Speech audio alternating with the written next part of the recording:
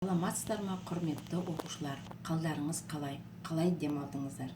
Математика пәнінен қашықтан оқуды бастаймыз. Сабақтың тақырыбы тиімді есептеу. Ортақ тақырып табиғатты қорғаймыз. Сабақтың оқу мақсаты қосудың ауыстырылымдық терімділік қасиеттерін, көбейтудің ауыстырылымдық қасиетін тиімді есептеулер жүргізу үшін қолдану. Бағалау критерийлері қосудың ауыстырылымдық терімділік қасиеттерін қолдануды біледі. Көбейтудің ауыстырылымдық қасиетін тиімді есептеулер жүргізу үшін қолданады. Сабақты бастамас бұрын психологиялық дайындық жүргізейік. Математика сырлары қызықтырды біздерді, сабаққа бірге қатысуға шақырамыз сіздерді. Дәптерді ашып, күн ретін жазамыз. Ел құрметтеп бағалар, досың бар ол тазалық, кел дәптерге балалар, тап-таза етіп жазалық деп көркем жазу 106 санын жазамыз. Оқулығымыздың 6-шы бетін ашып, 1-ші тапсырмаға көңіл аударамыз. Сырым мен Әлия Қазақстанның көрікті жерлерін аралап қайтты. Есептеуді тиімді тәсілмен орында, өрнектердің мәнін өсу ретімен ата, сонда балалардың бұл орында қандай ретпен болғанын анықтайсың. Есептеуді тиімді тәсілмен орындаймыз, өрнектердің мәнін өсу ретімен жазамыз, балалардың қай жерде қандай ретпен болғанын анықтаймыз. 2-ші тапсырма салыстыру. Берілген санды өрнекті тиімді тәсілмен салыстырамыз. Бұл үшін алдында өтіп кеткен сабағымызға байланысты көбейту кестесін есімізге түсіреміз.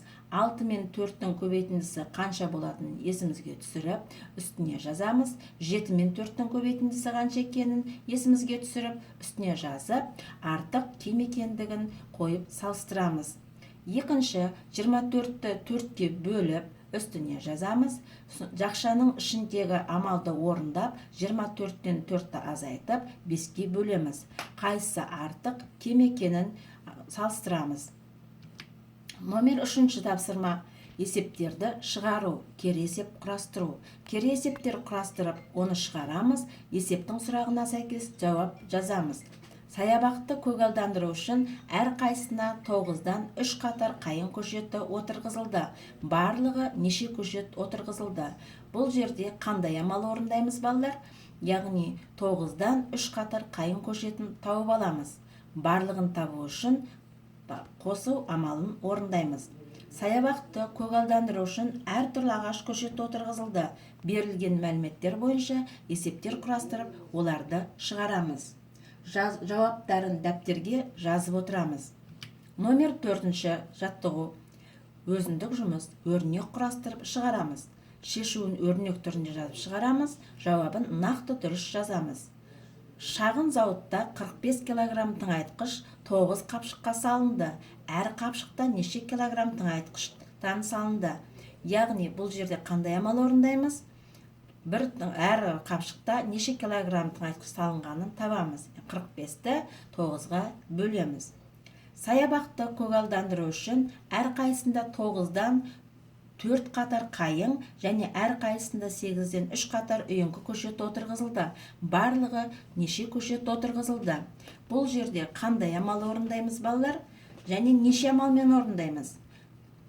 9-дан 4 қатар қайыңды тауып аламыз бірінші, екінші 8-ден 3 қатар үйеңкіні тауып аламыз. Барлығын табу үшін қосу амалын орындаймыз. Сенбілікте 8 ересек адам шықты. Әр балалардың саны олардың 3 есе артық. Сенбілікке барлығы неше адам шыққандығын табамыз. Өзіміз орнымызда отырып орындаймыз. Үйге тапсырма.